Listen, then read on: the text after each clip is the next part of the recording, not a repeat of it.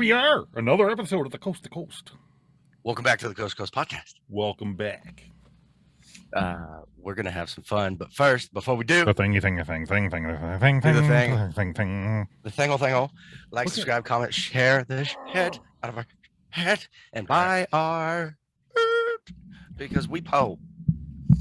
We po. Look at me, I can't even afford a razor, man. I look like a homeless hillbilly.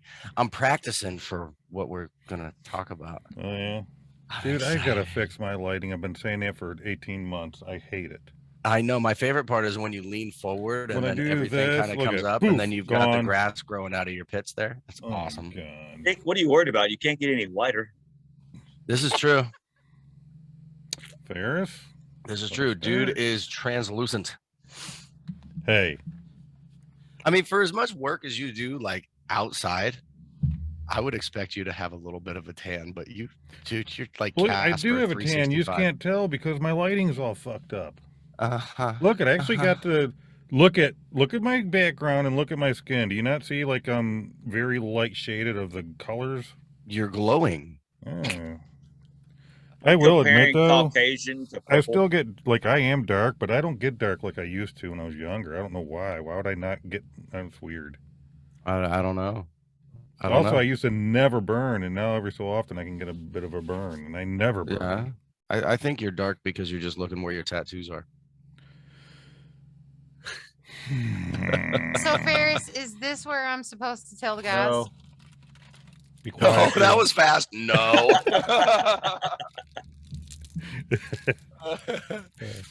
Atomic fireballs. I think we ought to get into the meat of the conversation first, and then play off of that. So, I'm going to mention that today we have a fun show because we're going to talk about hypotheticals. Shit hits the fan. Hypothetically speaking. What you going to do? Are you prepared? Hypothetically. Hypothermically.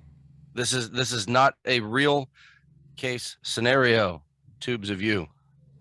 Hypothetical. Imaginary. Some hypotheticals, some opinions, well, I plan on doing this when that bomb blows up over there. I'm running like fuck.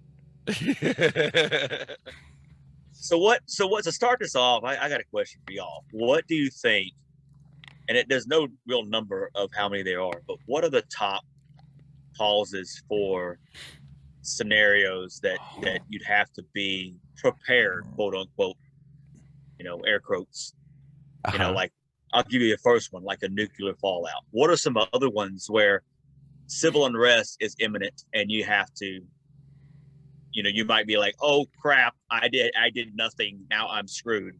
You don't want to be there. So what are the scenarios that would cause that frame of thinking? Elections. I'm kidding. YouTube, don't shut us down. Oh my god. Hey. Go ahead, buddy. I'm afraid to say some of these ideas. I only have one that pops into mind. Pandemic? Like a civil war? You think it would be bad enough that you'd want to go duck away? Or do you think that'd be more contained to areas? Well, I wouldn't necessarily just say a civil war, but like any war that's localized. You know what I mean? Like here, right? In your neighborhood, so to speak. And by your, I mean, whomever, right? Again, hypothetical, right? We're imagining things here. But yeah, absolutely. And I honestly, I don't think the majority of people are prepared. No, no. I mean, even less than ever is prepared, dude. I believe you 100%. Like, let me ask you this. I know you guys have camp and everything, right? You've got you told us at one point in time, it's like 150 acres, right? Yeah. You've got your spot. Are you growing food out there? No, like, but do you have a vegetable garden or do you have chickens or do you have anything not yet out there that you could use as a food source? I will. You will? I'm working it all out, dude. Like at the moment, I'm thinking of relocating the campers and whatnot because I can see the road, and when the fall stuff comes, you can see us. Uh-huh. I found a spot that's a little bit further up where nobody would know we were there. Naked Sunday Fun Day. All right. Yes. Outstanding. So for the benefit of the viewers, I'm gonna cover a couple more. Civil War is a real possibility, but that's more. I think we kind of established that's more regional, and it will eventually affect the global stage. Like for example, with what's going on with Russia and Ukraine and all that. Yes, because the global effect is so intertwined with economy and commerce and all that. Sure, it could affect it, but we're talking about like a global problem where civilization is over as we know it, as far as governments and you mean like a global what about like the total economic fucking meltdown? Are you right? What would cause that? You mean like a global pandemonium causing thing? Pandemonium. Possibly, yeah. You've got certain like things like doomsday. What a jerk. Take it back down to the scale of a country. Okay, let's just focus on the United States, for example. If we were invaded, if it was a nuclear fallout, whether it was a nuclear power plant blowing up like Chernobyl, or an actual warhead that hit DC or whatever, or multiple spots, or just economic collapse because the dollar fell so far, inflation went so far, that kind of thing. EMP strikes. There are so many different causes of a third world or even worse situation where we're on our own as civilians, as people, and that's the scenario. So that's, I mean, I can sit there and say, okay, what if, and this is what it's all about, what if the stock market crashed and then some, and it was it caused a civil unrest, and based on where you live, so I want you to think about demographics, I want to think about your neighbors, I want you to think about your geographical position, your logistics on where you would go if you would stay, those types of things.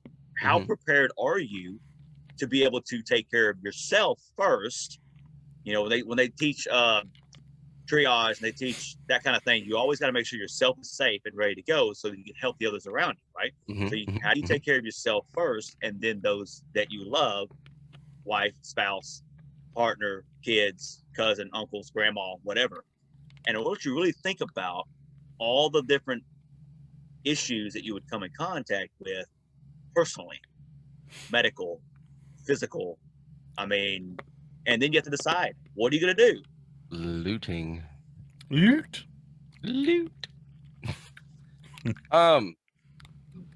For me personally, first things first, do you have your like bare bones basics in your go bag, or do you even have a go bag? Right? I do. Okay, you do? Yes, I do. Fantastic. Good man. What do you have in your go bag, Ferris? Oh, I have, okay, I'm not going to tell you all I have, but if you've ever been camping or hiking, you take the necessities you might need.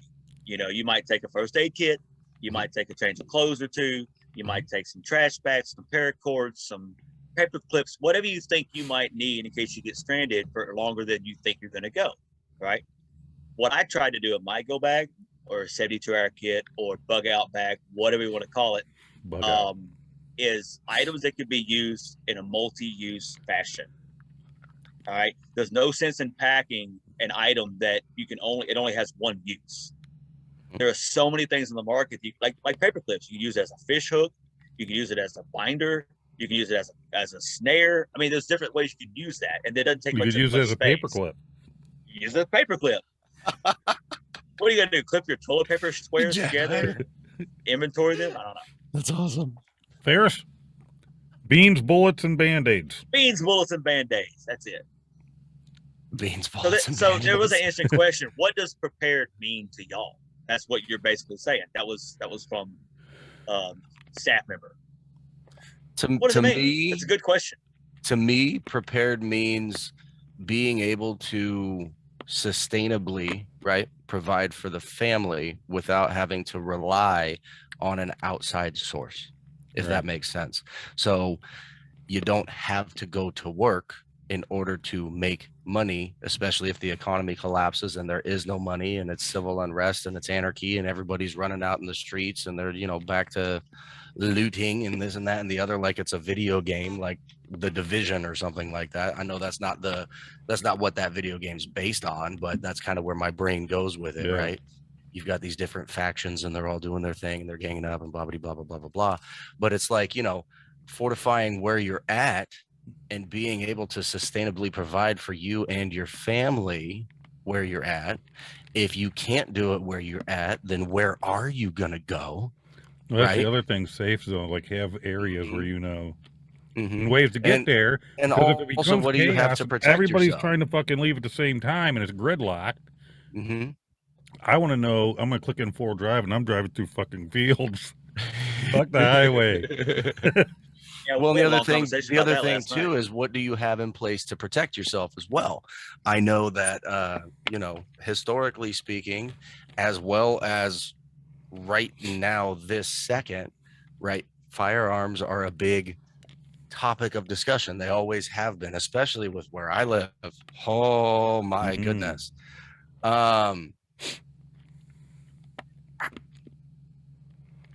It's kind of, it's a multifaceted answer, really. It kind of depends on the situation. Are we talking about something like I Am Legend, where dude like legit like builds a iron type sanctuary when he presses the button and all everything down. gets locked up, right? Like, I don't think I could feasibly do that here at my house, but there are certain things that we have in place that would help to protect the family, so to speak. Like the situation is going to completely control the level of preparedness that we're talking about, right? If a nuke gets dropped and we're within the affected area, we're screwed. It's not like I got a freaking bomb shelter that I dug out in my backyard or anything, right? But if, a zombie walks up my driveway, that's a different story. So I think it's kind of contingent on the situation and exactly what's going on. As far as something along the lines of the economy crashing and how it affects different people, that's all going to depend on where the quote unquote action is taking place. Where we are, we're kind of in a rural suburb, if you will, right? We have neighbors and whatnot, but we're as podunk country as you can get for California, where we know our neighbors, and friendly with the neighbors. Everybody kind of takes care of each other. We have a little community going on, right? Whereas if I'm out in the city, right, like if I'm living in San Francisco, for example, exactly, it's you're fucked. Well, there's a method in the prepper world. I can't remember what it's called, but it's basically a target. Proper prior planning prevents piss poor performance. Those are the 7 Ds of life, people. That's it.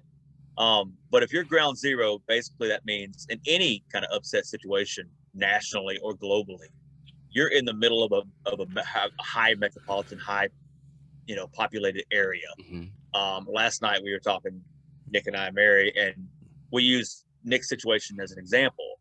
Downtown Buffalo is highly populated. Mm-hmm. He's 15 minutes, 60 miles an hour away, driving, which is roughly 3 or 4 hours on foot. So I posed the question, okay, what do you do if it's an EMP strike and vehicles aren't really you can't use them. So that people will be on foot. In a highly populated area, either they freak out and go out and they start looting and they're going to work their way out to the suburban areas and then the rural areas, because that's where there's things that they need are at. Okay? I have a funny feeling. It's just a funny feeling because we're talking about Nick's area right now. I think if Nick experienced some kind of EMP thing that, disabled their vehicles, pretty sure dude knows how to get around that with what he does and what he can do. I just got a feeling. How is he getting anywhere? I don't get it. He'll be the only son of a bitch on the streets driving around like, y'all suck. The thing about an EMP strike is it is designed to disable electronics. So unless you have a replacement part, even some idle parts on a shelf will be disabled, is what I understand, depending on which device they is used to do it. That's just an example. That's just to say, well, okay, everybody's gonna be on foot. That's best case scenario for somebody. Back to the horse and buggy days, man. That's exciting. And then you have to decide. Damn it, I knew it. I just seen a freaking Amish buggy that was for sale. I should have got that fucking thing. Little triangle on the back and everything.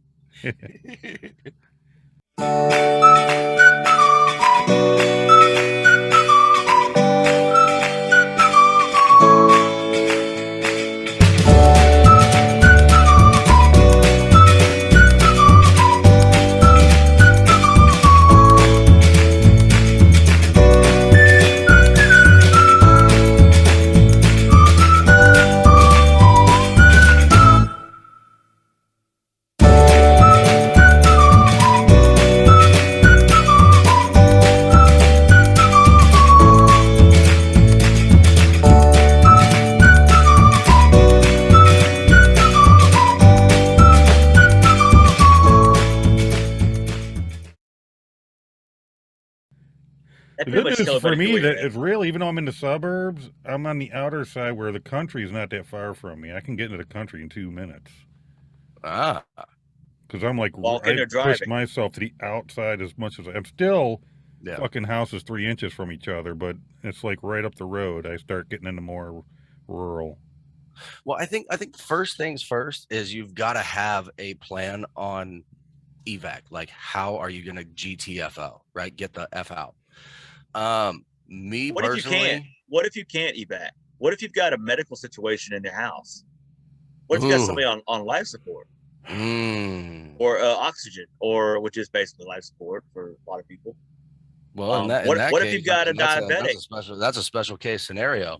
Diabetic is going to require insulin. Oxygen's obviously going to require oxygen. Is one of the items that's going to run out the fastest. Medicine. These are just what ifs, obviously, to make people think. Well, it's not like. Also, here's the problem: ain't most oxygen and stuff delivered electronically to gauge how much? Like how it's regulated? You mean? I don't know. I don't know much about it. So if an EMP hits, a lot of those people are screwed because everything's done through electronics. Could be. They got their little freaking oxygen pumps running. Well, I set up a guy's RV and he wanted to make sure that if power went out, his solar system was going to handle his, the hell's that little pump? Starts with a P. Penis? Pump? No, that's not it. No, it's a, fuck, I can't think of what it is. He said it started with a P. Anyways, it's for his, oxygen getting to him so he doesn't fucking croak. I can't remember. Somebody's called Sammy. She'd know. Somebody Google it. I don't know. Anyways, he said, when I'm out and about or I'm gone, I do not want to have like the batteries on this thing die and my little oxygen pump, I will say, is going to friggin' not run. Gotcha. I don't know. One of the things that I've always done is whenever I would move somewhere, right? Once we got kind of settled in, I'm not saying fully unpacked. We've been there for a month or two. I'm talking like day 2, night 2, right? I've always liked to get in my car, make sure that I had enough gas, and I'll literally just go drive the back roads. City and figure it out. Yeah, drive the back roads, drive through the city, figure out what the best route is to where a good location would be just in case shit hit the fan. That's just something that I've always done. So like whenever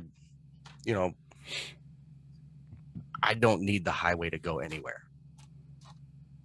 I know the back roads all the way from here to an hour in any direction. And CPAP, that's it. Wherever the hell I want to get to. Pretty sure it's a CPAP. So I think that would be one of the steps that people could take just in preparation for the chance that you do have an availability or an ability to evacuate. Stay away from where all the other dumb sons of bitches are going to go, the traffic jam that Nick mentioned earlier, right? And know your area well enough to where you're going to get out unhindered, right? That's what sucks for me. I got to figure out how do I get to camp if that happens, because right now we have to take the highway at least a little bit because of where the highway is. I can't get around it. to get to where Mm. my camp is. I have to take it at least so far before I can get back country. Well, then I hope you're the very first person to get notified so you can hurry up and get out. That's why I said 4-wheel drive that fucker straight across every damn Right. thing. Right. So I gotta. Shortest There's distance gotta between be a 2 way. points is a straight line, bro.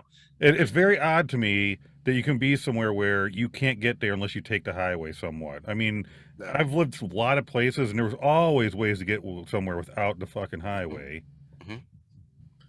Well, and the other thing too is I don't think that a whole hell of a lot of people out there bother to take the time to go out and do that. I've always enjoyed driving, right? It's relaxing to me if I'm the only one and I'm like listening to my tunes and I'm just like trying to memorize which road goes where and how can I get to point A going this way, right?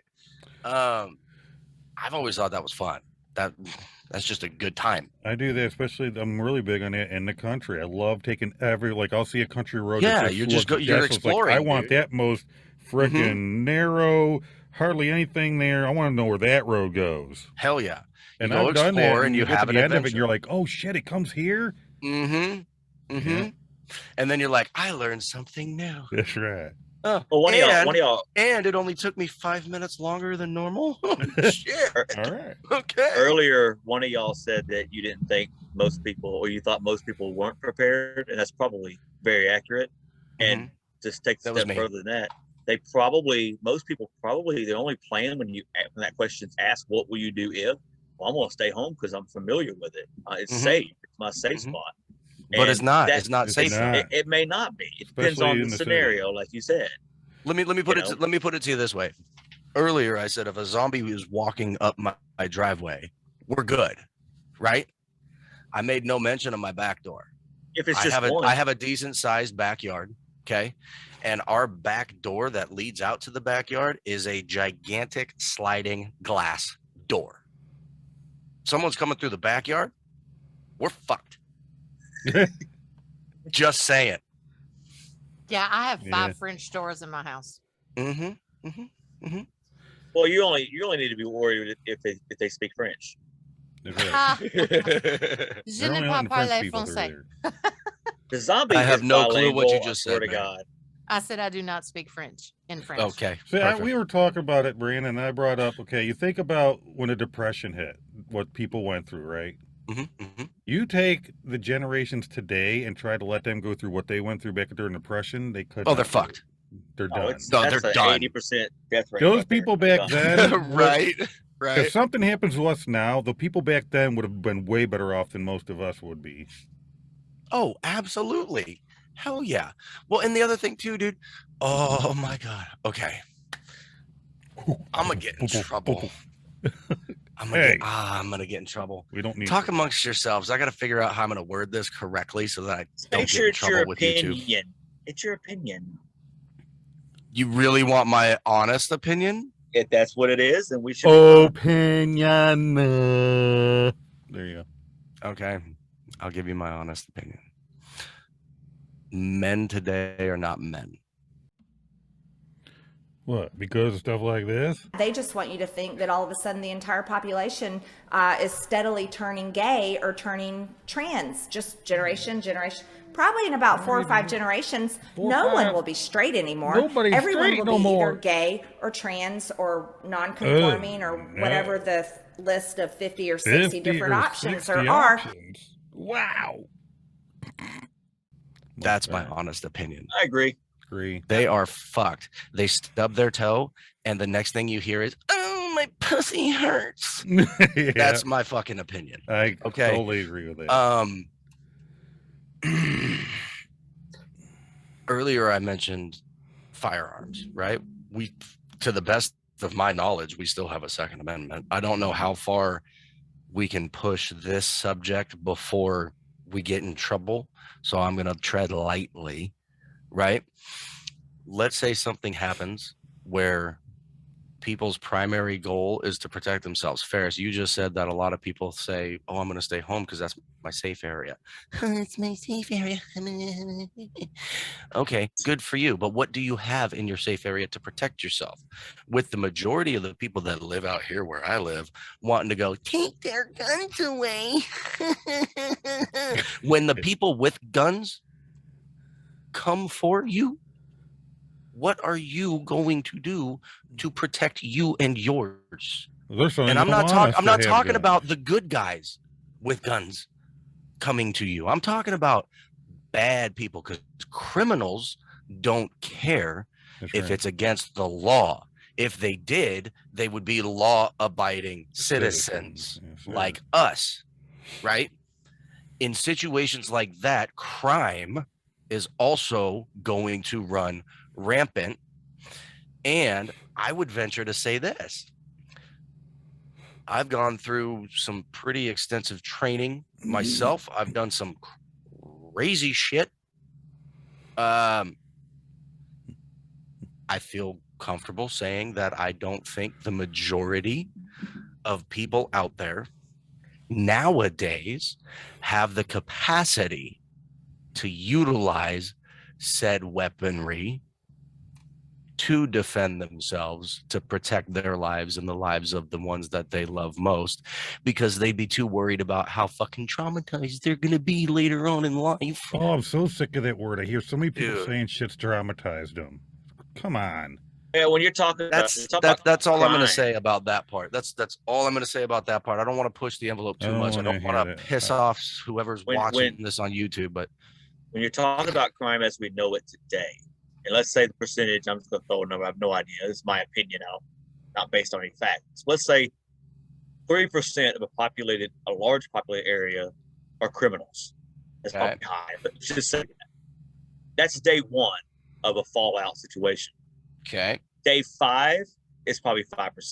Day 10 is 15%. On and on and on, because people get desperate. Yeah. They know that normal is not going to be there for a while, if ever. So I'll do you one better, Ferris. I'll do you one better. How about day 8, when everybody's 1 week supply of food runs out? That's my point. And they know that there's no money, there's nothing. So they're going to, number one, everybody's going to go loot the freaking grocery stores or the places that sell groceries, right? Number 2, when those places can no longer be looted for whatever loot they might have, where the fuck do y'all think people are going to go?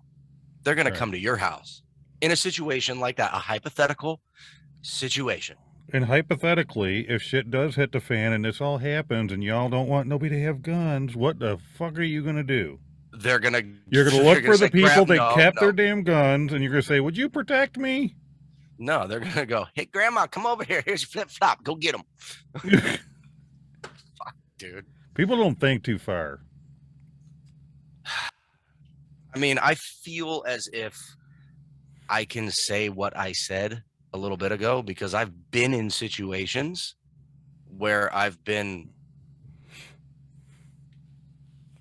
I don't know if I want to give everything. Let me tell you the backwardsness. You know, in Taiwan right now, many people in Taiwan have never even handled a gun. They're all going and getting gun training because they're afraid of being attacked by China. Okay, let me ask you this. What oh man.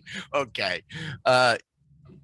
Earlier, Ferris made mention of what's going on with Russia and Ukraine. What just happened with Ukraine? What did they do? Armed their citizens. Yeah. Citizens. Armed their citizens. This is what I'm talking about. There was even kids having guns. Oh, I didn't. I'm not talking like little kids. I'm talking like teenagers or something. Interesting.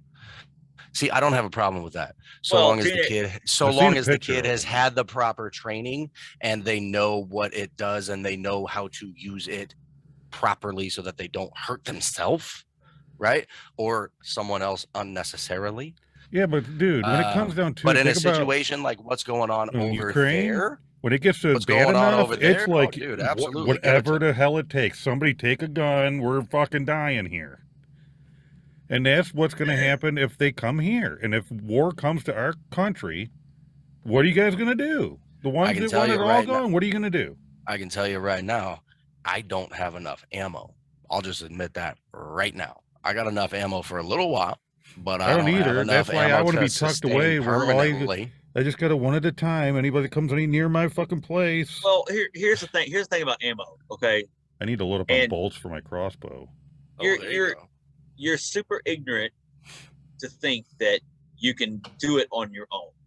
Oh, absolutely. Right now, okay? Absolutely. So with that in mind, having enough ammo can be solved if you have the right ammo. That corresponds or what's the word I'm looking for?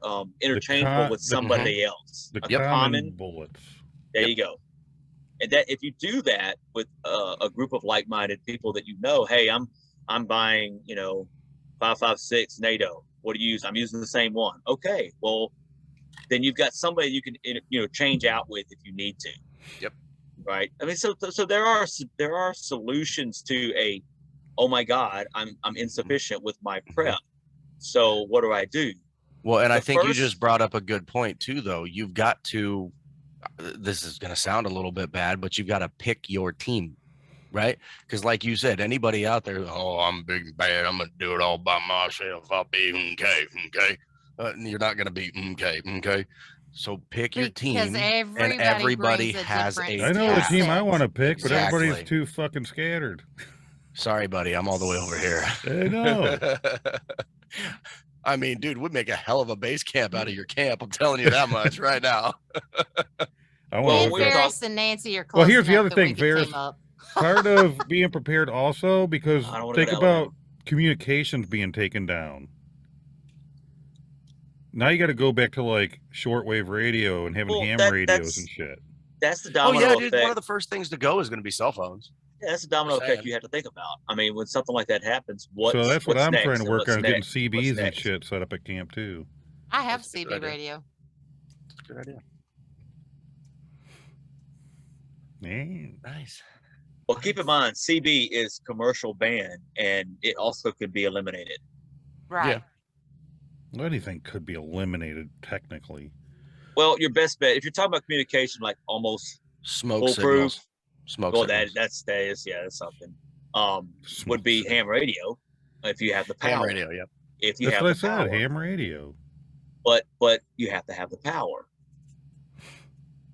You're talking about a well, and if you're running your base camp at camp off of like a generator, right? You're gonna have to have the gas or the fuel, whatever you're using to power the generator. Put a couple of windmills up to be fun. Not if I can get somebody stuck getting killed off and I can know how to run shit by water. Now there's a solid idea. That's not a bad idea. Hydropower is amazing.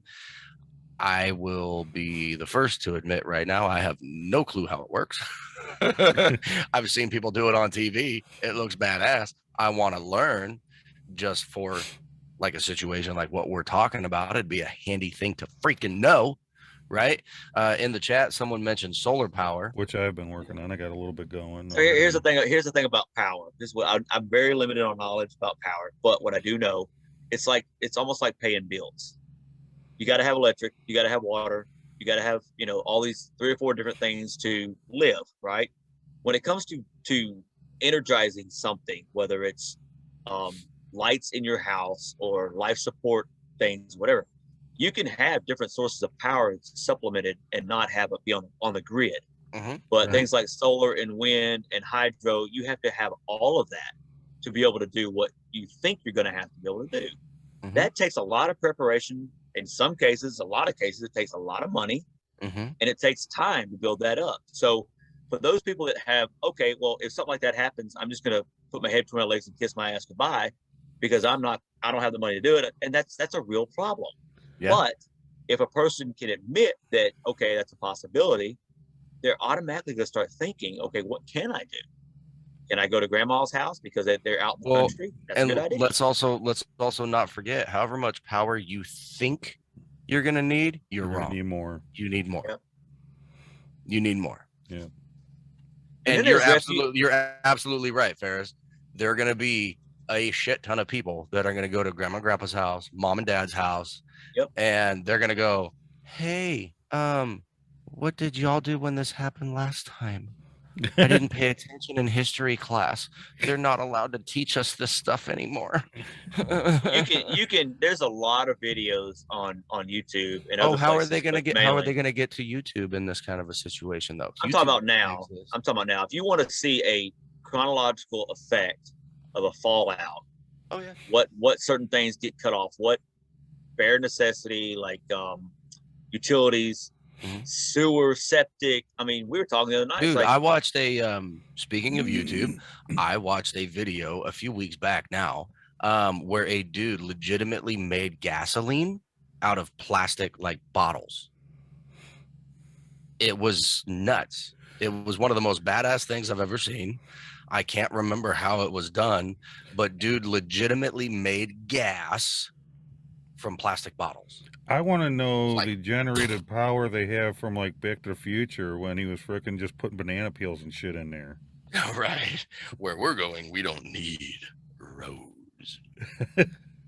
Come on, Doc. How'd you do that? did y'all see the video I sent you with the hydro powered generator, the water powered generator?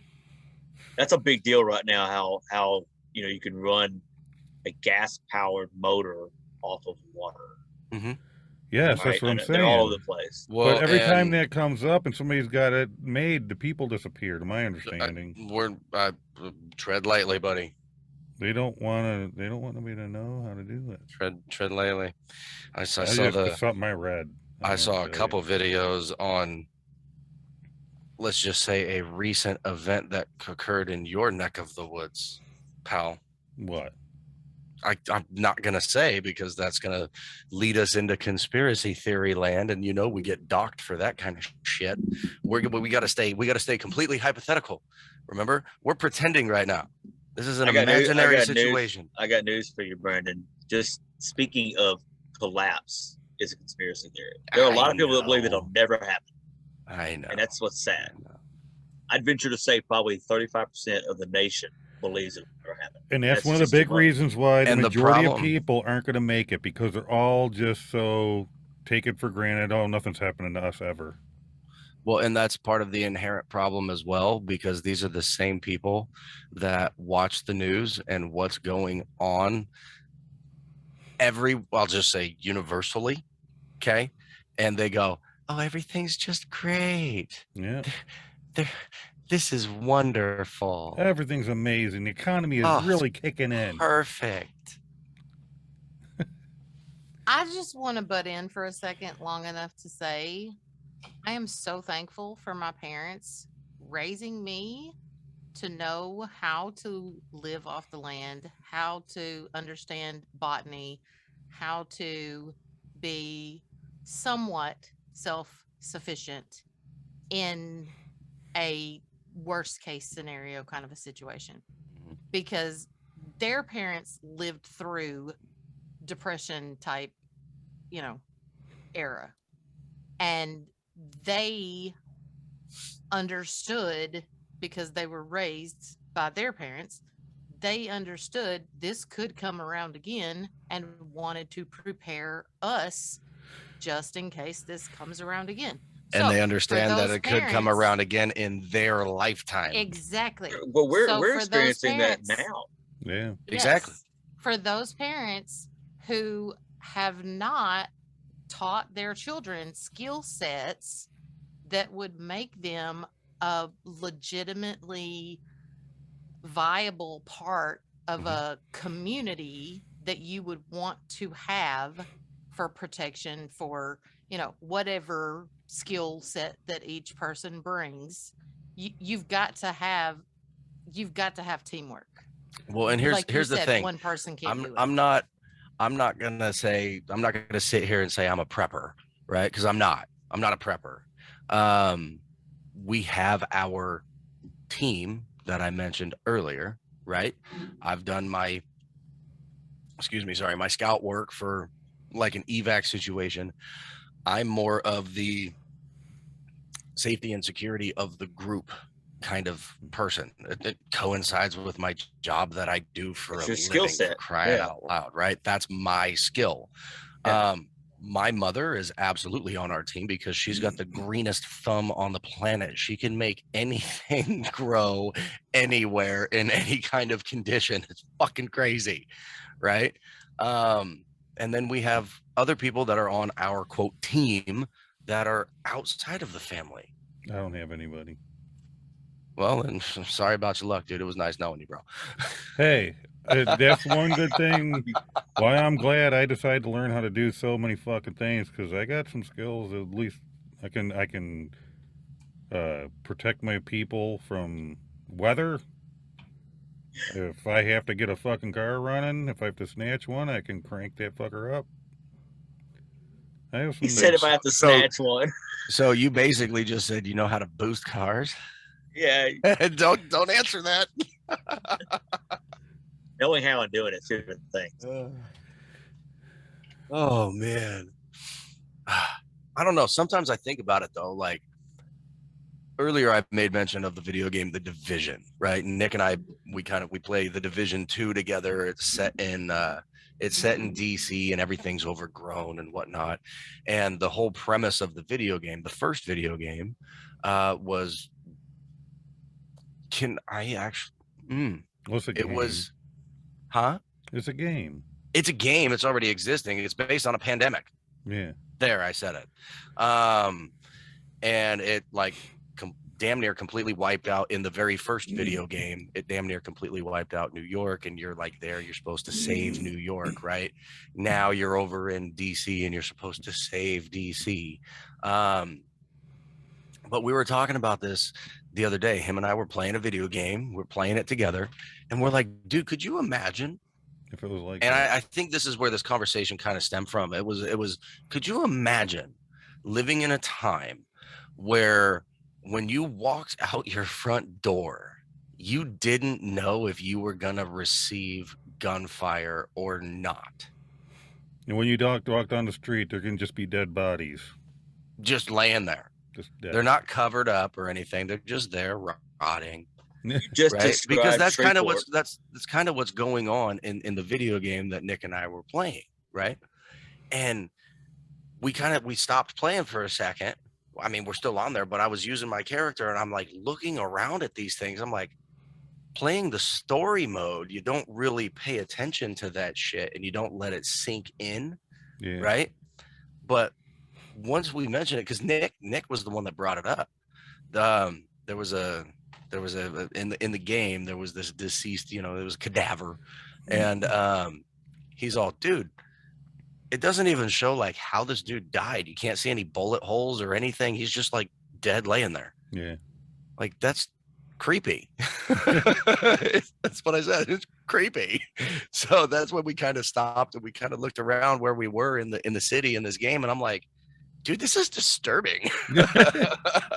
It's gnarly. Well, I don't think we want to be all doom and gloom. So going back to the skill set topic, what do y'all think? What are some skill sets that if viewers and listeners are paying attention, that if they don't already or not already thought about it, what are some skills that people need to look for in other people to kind of create that group if that's what they choose to do?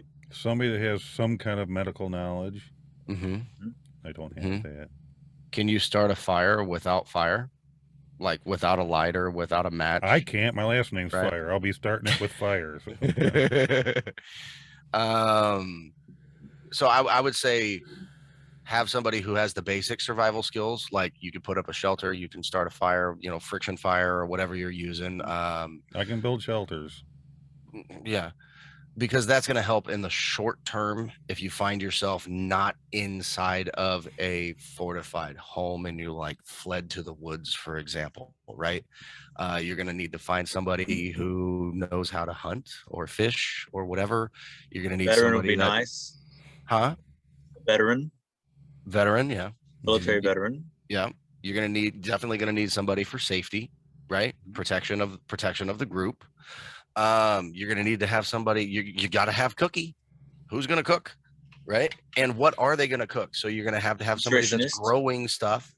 I mean, there's so many facets that go into it, dude. By the time you're done, your team is anywhere from 15 plus people, and then now you're sitting here going, okay, how the hell are we going to actually take care of all these people? But what about those of us can do half those things?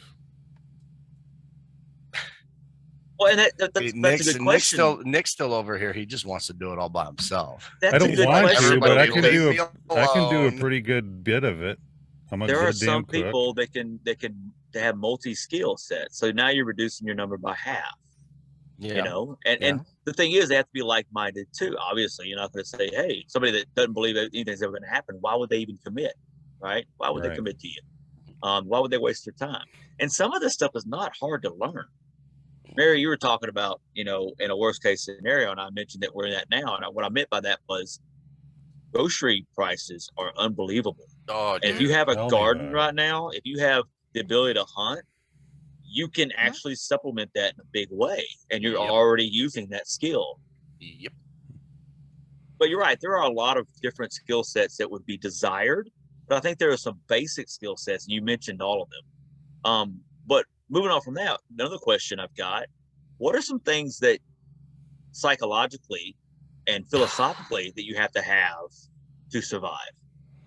Can you handle the aloneness? I mean, shit, dude. You evac out to the woods, for example, like Nick's scenario, right? He's got his camp. He's got his, 100 plus, 150 plus acres. He's got his very, very small group of people. And right now, dude, I know you love going to camp. You've got your wheelers out there. You have a good time, but you're not necessarily going to be wheeling around, just farting around while you're there. You're going to be surviving, like legit surviving. What happens when the food runs out? What happens when you hit month fucking 6 and you haven't seen another soul, period, right? You are alone, completely alone with just you and your people, given the fact that your people have survived that long as well. There's a lot of animals, dude. I came across last weekend, deer, beaver, a porcupine, coyotes. There's a bear on the property. Yeah, you've got food, you've got the ability to hunt and provide and whatnot. But what I'm talking about is human beings as a whole, even people that find themselves extremely introverted, right, still do desire interaction with people.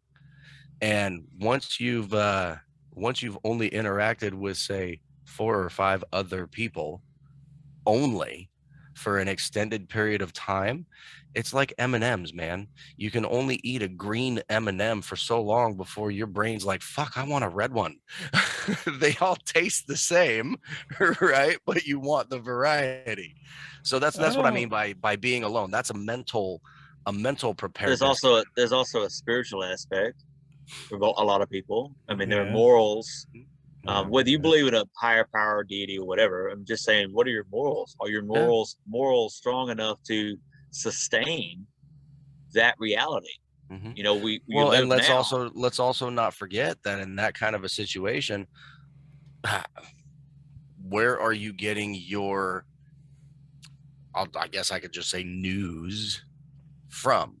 Right? Like, how are you going to keep in contact with the quote outside world to know definitively what the status of things are?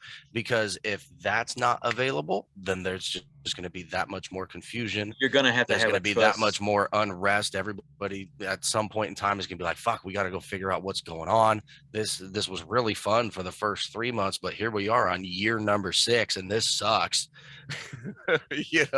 Well, once it gets that far and it kind of becomes the norm, I think you start to move. I don't think you sit one place. You can't, because the one place is going to start not having everything you need. You need to move somewhere. You're going to run out of things. You better choose that place wisely in the very beginning. So what you're talking about is you've got a primary location, a secondary location. You've got your third location for, a year. Well, you know what else is good about my location is it's like a hill, well, almost a mountain, not mountain, but it's a pretty damn steep hill. It goes up pretty steep, it levels off a little bit, and it goes way back down then to the creek, which you can go either way and you'll come to a road on the creek. So there's an escape in the back. And that's why I want to get my camper stuff up the hill and away from the highway. So it's like, you know how they always said, putting the castle on the top of the hill, people got to come up. It's you can. Yeah, you get the vantage point and all that. Yeah. Nick, where is this location? Not telling you. I know. Good answer. I'll text it to you and you keep it to yourself. Delete the text. This message will explode in 13 seconds. I look at it like this. Okay, so for me, it's a blessing to have somebody in California, somebody in New York, somebody in Alabama. Because if I got to get out of Louisiana, I have options. Yes, that's a stretch. Come on over. Come on over. That's a long way to go, especially California and New York. But it's an option. It's viable if you are willing to take that risk. Hey, dude, we can meet in the middle neath that old Georgia pine. Right. Just saying. Okay. Should look around somewhere where we could all meet. Somehow could lease this big fucking area, just right where everybody.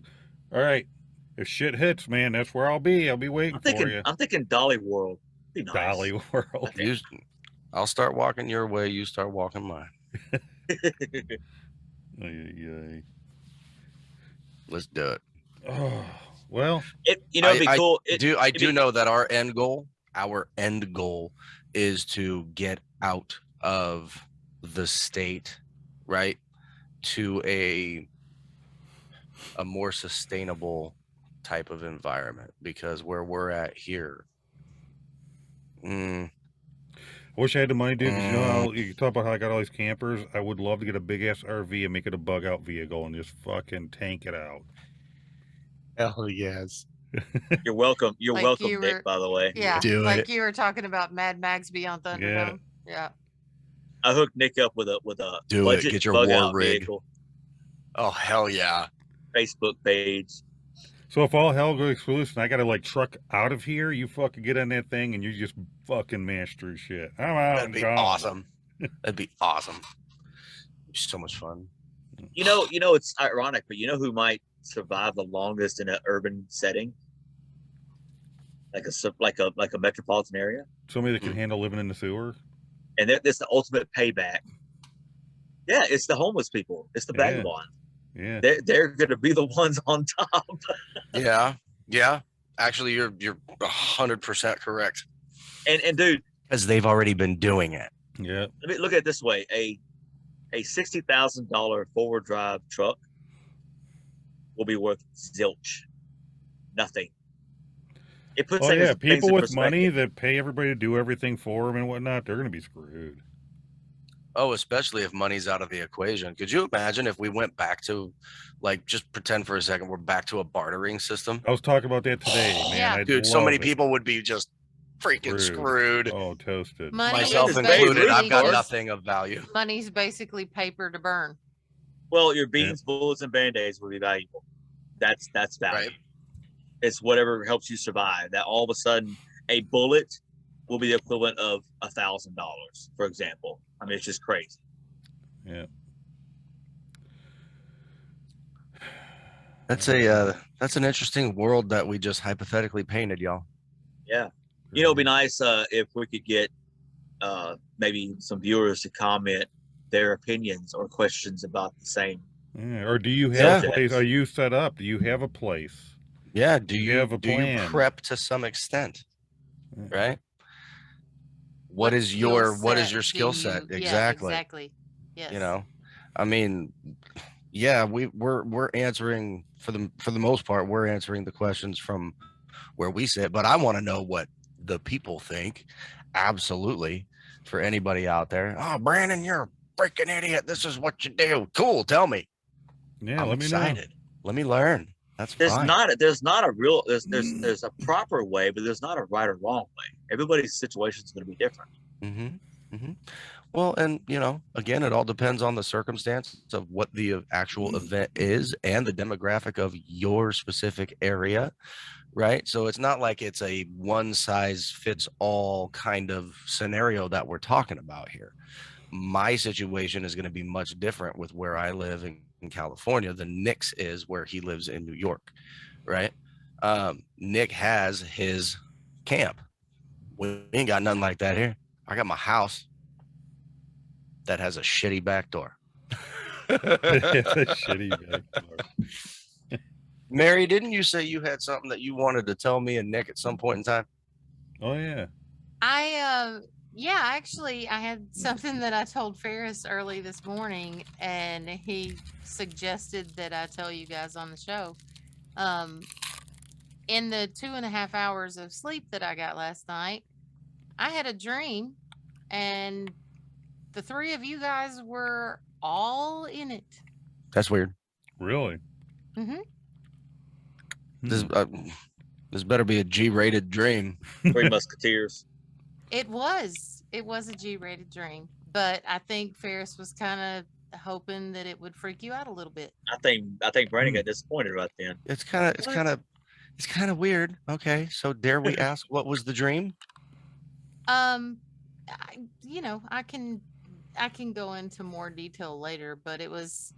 Oh, that's scary. Oh my god. It was. I think because we have kind of had a conversation.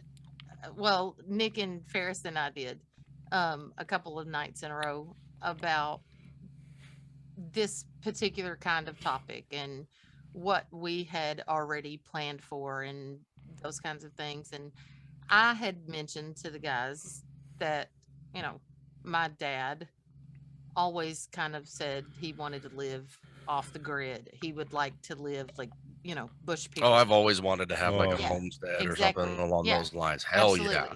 My That's dad, been a dream of mine since I was knee high to a freaking grasshopper. yes. Yep. So It'll never happen in my lifetime, but it'd be. We whatever. have some property. It's not near the size of what Nick has, but we do have some property that's between 30 and 45 minutes from us. Perfect for gardening, wooded area, fresh water source, lots of animals. And that would be where I go. And I was basically, Hey, you're given closer to me than props. Nick is. I might have to come that way then. And Ferris is not, too far away either. But basically I was kind of saying, this is what my dad was talking about. This is why my mom always said, I have a garden so I can can food. And she has a room that's like 16 by 20 with shelves full of all kinds of canned goods that That's she's awesome. canned from her garden. She would always say, if something ever happens, I might not be able to give my children money, but I can make sure that they don't go hungry. Yep. And so I was remembering and thankful for my dad, my parents, and my dad passed away in 2008. So, in my dream, oddly enough, we were all outside of some house. You were in your vehicle, Nick was in his, Ferris was in his, and I was in mine. I don't know why we were all in separate vehicles to podcast, but we were all in separate vehicles to podcast. Podcast. Yeah. We're all podcasting from our cell phones, just sitting on our steering wheel. Yeah, everybody, welcome back to the Coast to Coast podcast. And I walk into this house that I don't know, I don't know where this house sprang from except my imagination. But I walk into this house and all of a sudden my dad is alive and he's, sitting in a recliner, and I hugged watching him the podcast tightly. And, it was it was so emotional and so overwhelming for me that I woke up. And when I woke up, it was like a jolt. I could still feel my father's embrace. I could smell him. Like I could smell the, aqua velva, Listerine, manly, musky, like my dad's scent. I could smell him. I could feel him. And it brought me to tears. Yeah. But Ferris thought it would be cool for me to say, hey, I had a dream about you guys last night. Caught me just off. to inflate your ego. At 6:45 in the morning, it caught me off guard. I'm not gonna right. To which then Ferris replies. That was a lead-in for you, Ferris. I don't remember what I replied. It was 6:45 in the morning. It was something to do with like the Brady Bunch thing because Oh, you know, like yeah, I have yeah. boys and you have girls, and I said, you The know, story. if Owen and Emily were to get together, I figured you were going to say he they would talk replied, each other to death. "Choo-choo." Okay, 2 things off the top of my head, Well. quick. One, I done forgot. Great. Well, good. Can I fill that in? I got one. Can I plug a book series for the viewers? Of course. And not a sponsor. This author is not a sponsor at all, but I really like these books. If you enjoy fiction, but also lots and lots of practical prepping information mixed into a fictional story, there's 3 books, and it begins with one called Patriots, and it's written by James Wesley Rawls, and he's got a volume 2 and 3 being Survivors and Founders. So basically, these 3 volumes walk you through a hypothetical, like we've been discussing, from the time of collapse to how to survive it in a fictional way, and then getting back to the America as we knew it. So this is all centered in America, right? And it's about a group of people several groups that have to deal with what we're talking about. It's a reality for those characters. Check it out. I mean, they've been around for a while. They're pretty cheap on Amazon. They're not super expensive or whatever, but they're good reads. Cool. So going back to what you were saying about, you're alone. You only have a few people and you want to know more people. One, what about people like me that never cared about having huge groups, was never even comfortable in big groups? I'm more of a quality than quantity type of dude. So you still want to have that quality time with people then? But not you still want that social interaction. You would miss me, buddy. I didn't say I wouldn't miss you. I'm saying I wouldn't want tons of people. But here's another aspect to the tons of people, though, because when you're talking about, you want somebody who can do. No. Keep it as. Yeah. I'm not saying because the more people you get, everybody, but the more people you gotta be concerned with. Who's gonna flip out? Who's gonna be too fucking loud? If you gotta be quiet, there's all kinds of aspects. The control form of it. Let me put it to you this way: our group, our team, whatever you want to call it, is about 10 or so deep, and our kids aren't included in it. There you go. I'm kidding. That was terrible. Anyhow. Owen is gonna stop watching the show because of that. That's fine. Bye, Owen. Brock. He never liked me anyway. Somebody said something when Mary was telling her thing, and it made me think of something. Now it's gone. Oh well. You always blame it on Mary. No, I don't. I said Mary made me think of something, that made me forget. Oh. The kids thing brings up a good point too. I know we're running out of time, but I'd say talk to your kids when they're a certain age. Talk to them, pick their brain, ask them these scenarios. What would you do if we do the same thing with stranger danger? We do it with drugs. We do it with, what do you do if you find a gun laying around? It's the same stuff. Oh, I know what it was. What do you do if you catch fires? Because we were talking about properties. If it gets bad enough and time's done gone by, owning property probably ain't going to matter anymore. You can stake wherever the hell you find to go. Somewhere like they did back in like the 1800s or whatever it was. What was it? You were somebody on here was talking about. We were talking about that on a show. Yeah, put the flag down. Like mine. If I run across a bearded troll that likes to wear ball caps and close to Buffalo, New York, I'm not staking anything. I'm moving on. Yeah, right. It's because you're scared of the gerbils. Going to upstate New York and visit another buddy of mine. Yeah, that Sasquatchian sumbitch looks like he keeps gerbils in his rig. I'm gonna go. I think my skill set in a group like that would be a decoy. Decoy. You're like the Hobbit. Hey, shut your mouth. Yeah, you're the burglar. A burglar, Hobbit. They say one thing to help you keep your health. We had this conversation the other day about keeping your colon cleansed and not building up all the toxic crap. just imagine a bunch of hamsters with brooms up your ass. You wrap them in toilet paper and you set them loose. It's cheap. You're getting cleaned out and you're getting fondled at the same time. I've never been more ready for an episode to end. All right, John Boy. So we are nearing the end of season 2. We are. So these last few episodes, we're just a few episodes away, I think. Oh, yeah. This season's been fun. Got a special Father's Day episode coming up. Mm-hmm. Oh yeah. Whoa. Father's Day is coming up, huh? Yeah. I totally spaced it.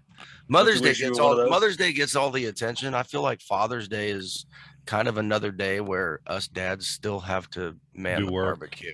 You know what happens to me most of the time on Father's Day? I wake up that morning and I plan on working and I totally forget it's Father's Day. Halfway through the day, somebody reminds me, hey, happy Father's Day. Oh, shit. Okay, let me get off this lawnmower. You know, I went for a while where I didn't even know my birthday happened. It was just another day. Oh, shit, it was my birthday last week. That is kind of weird. Hey, my birthday was last week. Yeah, I know. Oh, yeah, I wasn't here to tell you, but happy birthday. I know I told you, but... That reminds me. I'm 1 year closer to death. When you talk about skills, you know, like being able to start fires, I remember being at camp once. I got up in the morning and I was going to start a fire. So we have a fire going all day for cooking or whatever.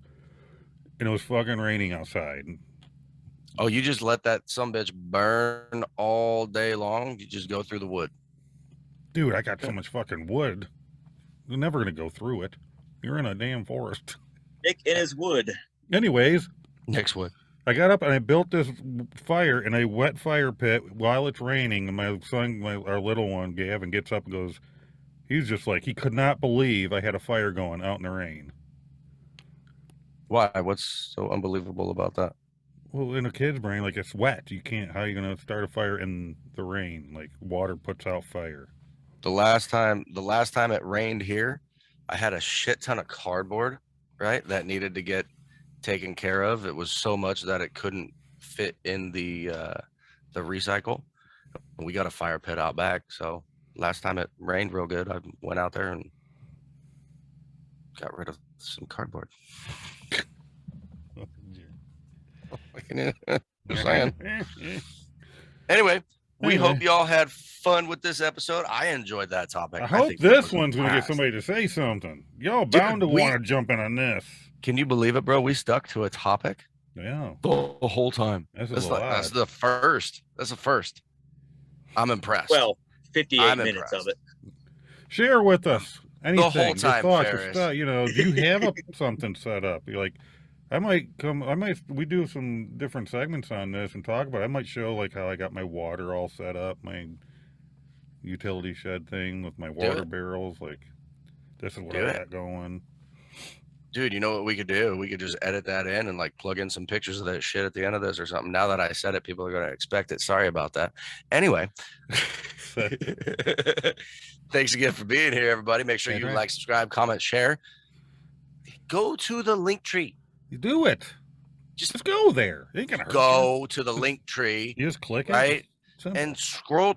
We know you're on your phone. Just scroll through, right? Get to the cool shit.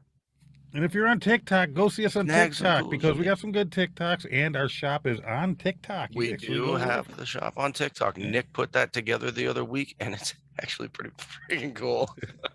It's awesome, dude. Dude, did I tell you that I did some live TikTok at camp while I was wheeling at night and stuff?